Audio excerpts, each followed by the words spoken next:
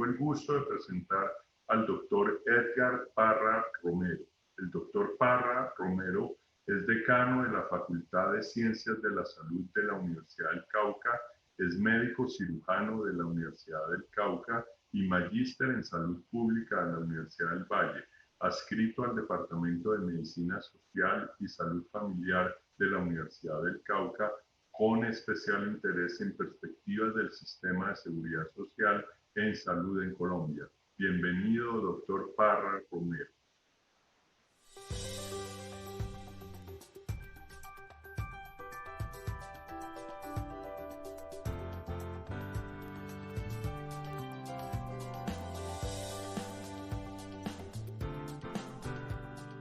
Muy buenos días a todos y todas, un gusto saludarles.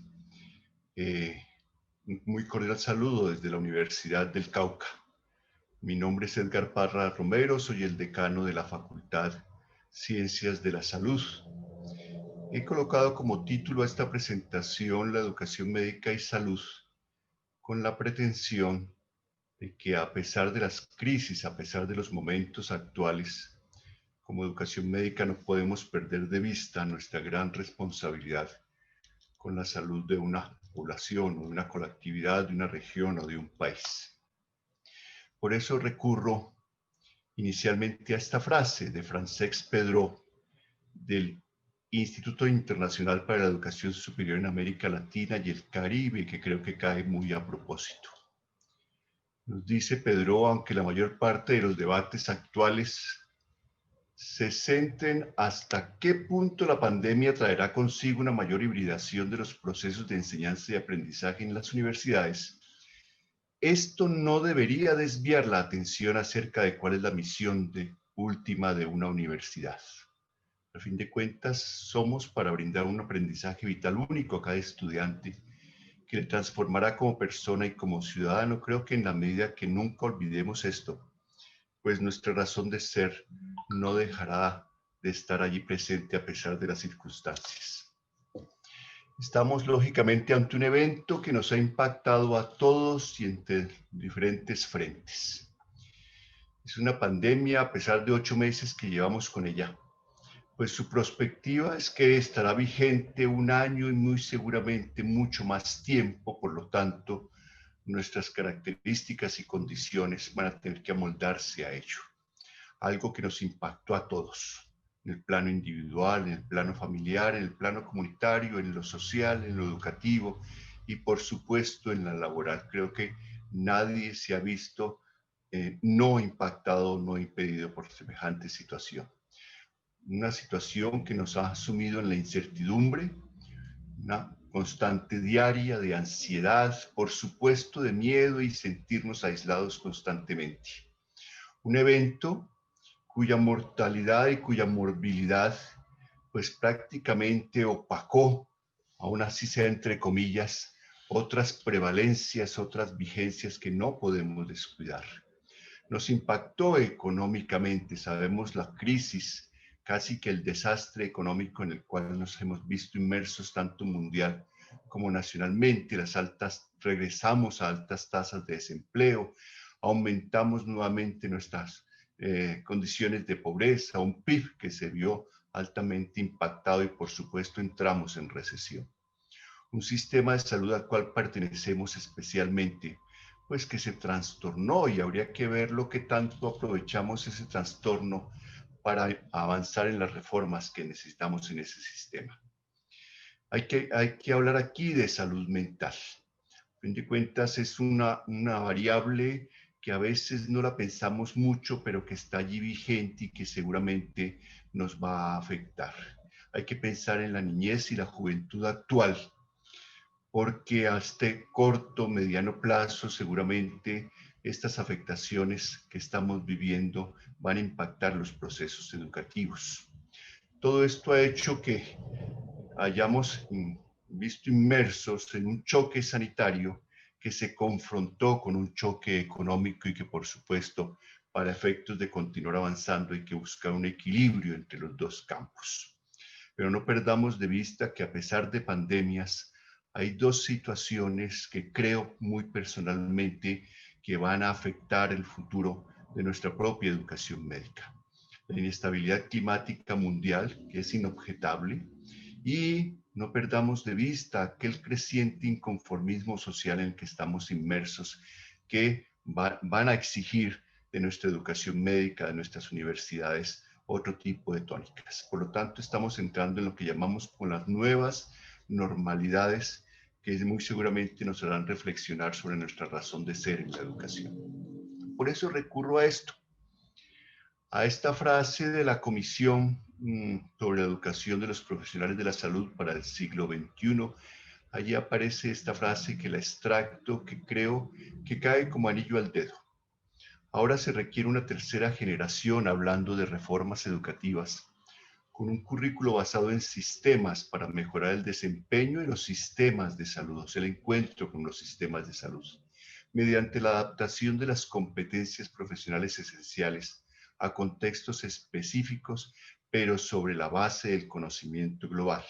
Creo que en últimas, la pandemia nos ha hecho ser mucho más conscientes de esto, cómo encontrar lo global con lo regional y con lo local también en términos de educación. Es un problema con muchas variables, ¿cierto? Y que creo que todos estamos inmersos en ellos, lo conocemos, lo vivenciamos todos los días. Nos tocó un cambio paradigmático, pero un cambio tremendamente abrupto y sobre todo un cambio del cual desconocemos hacia dónde irá a llegar. Su alcance y sus consecuencias no las tenemos todavía muy claras. Las universidades entonces nos enfrentamos a desafíos con varios elementos en contra. Estamos pendientes de las matrículas, el impacto financiero que ya llegó y seguirá, y por supuesto aquella urgencia que todos mantenemos de una calidad en nuestra oferta educativa. Inmersos en retos gigantes alrededor de la cobertura en educación, sobre los costos, el impacto en costos, por supuesto aquel fantasma de deserción que siempre está ahí vigente.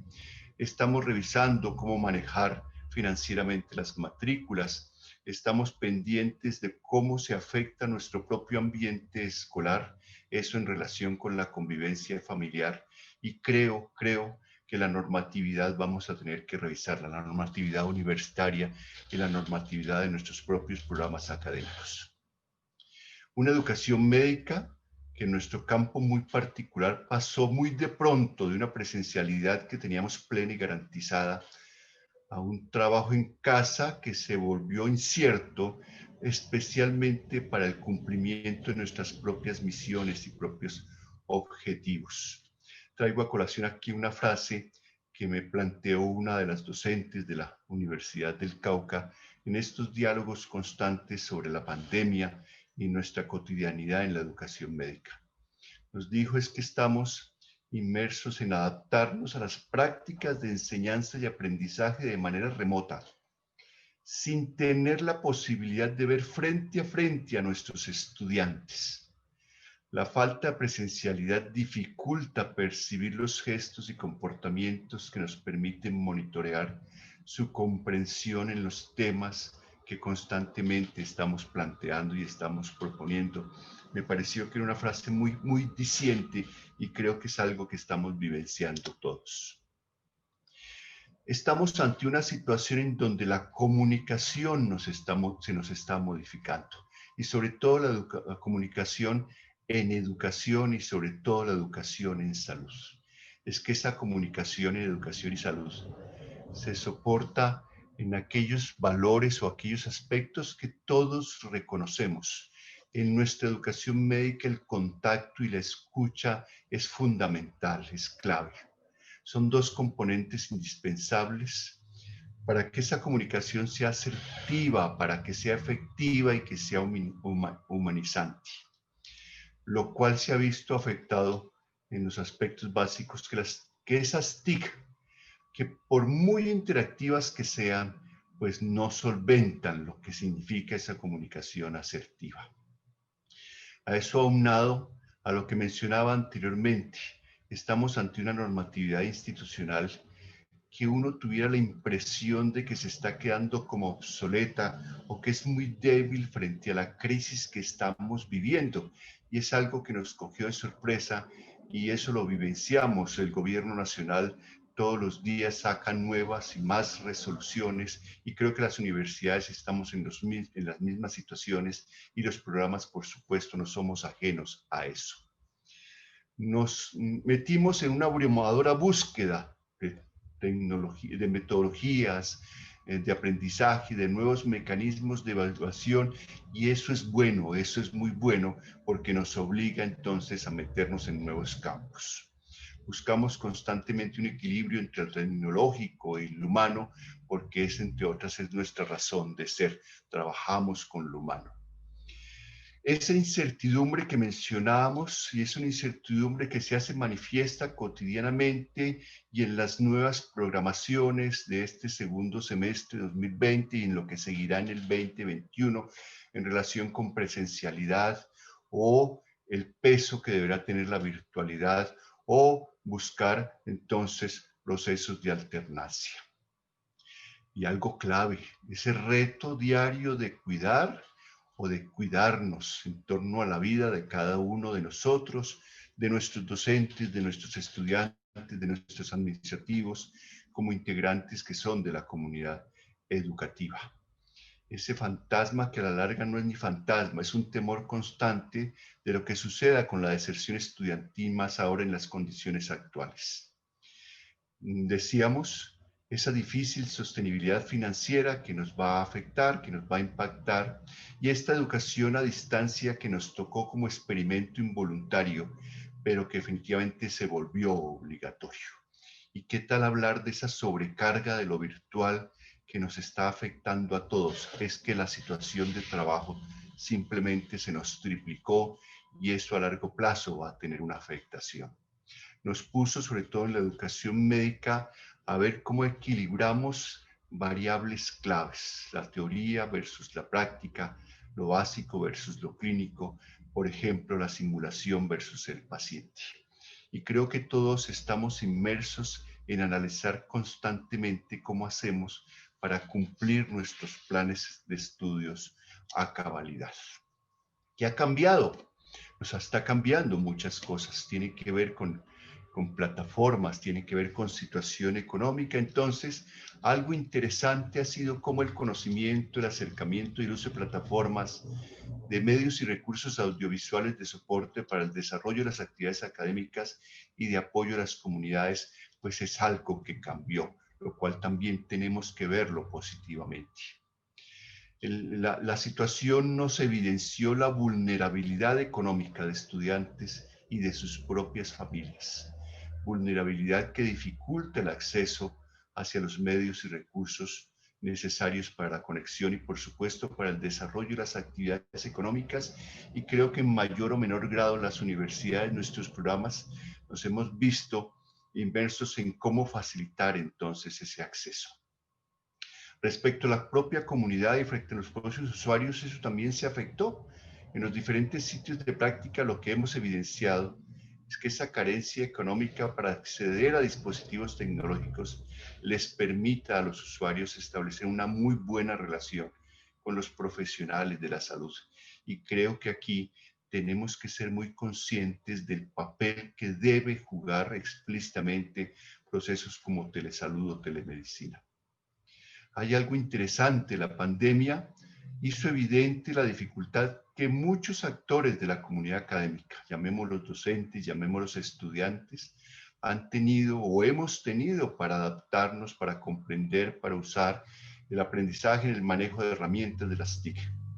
Pero sacó a flote algo supremamente interesante, el ejercicio autodidacta, cooperativo y de colegaje entre los pares, entre docente y docente, entre estudiante y estudiante, o entre no pares, docente, estudiante, hijos, esposos, otros actores que han potenciado esa adaptación, esa comprensión y ese uso, y eso ha sido magnífico y hay que seguirlo explotando o explorando.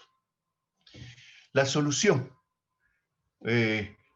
Creo que es una palabra muy pretenciosa hablar de solución porque estoy seguro que no tenemos la solución final, la solución definitiva.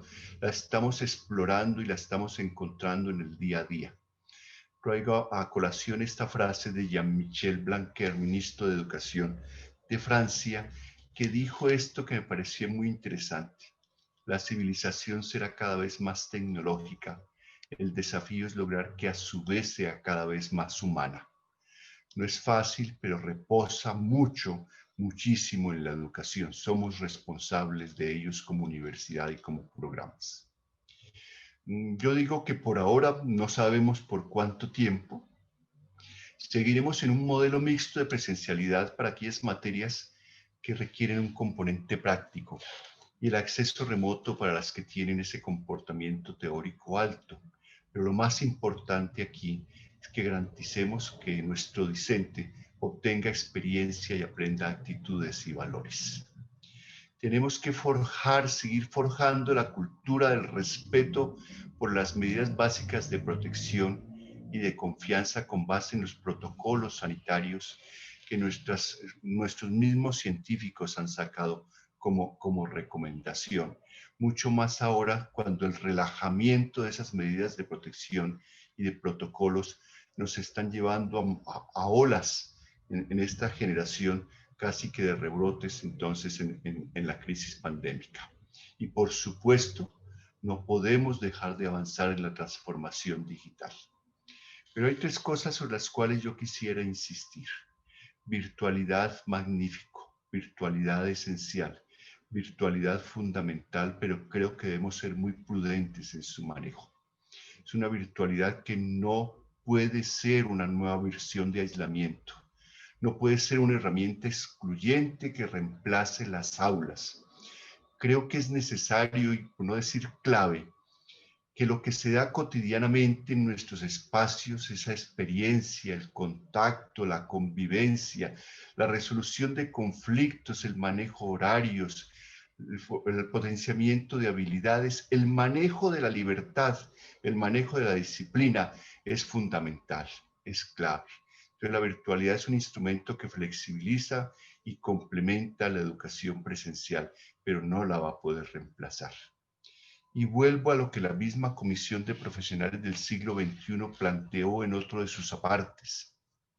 Algo así como corto y mediano plazo para nuestras entidades, presionados por el actual presente, dice esa comisión, avancemos hacia sistemas de educación y salud armonizados, de instituciones independientes hacia redes, alianzas y consorcios, y de preocupaciones institucionales que buscan una mejora interna hacia el aprovechamiento de los flujos globales de contenidos educativos, recursos de enseñanza e innovaciones.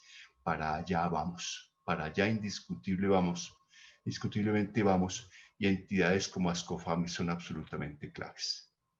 A pesar de la crisis, digo yo, no perdamos el norte, mucho más en los compromisos, educación, salud. Digo que la crisis temporal debe afianzar los compromisos y desafíos que ya tenemos a nivel regional y a nivel local y a nivel nacional.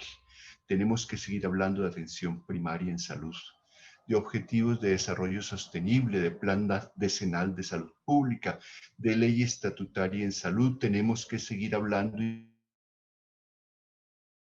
insistiendo en reformas curriculares y tenemos que seguir insistiendo en lo que es la articulación entre educación y salud.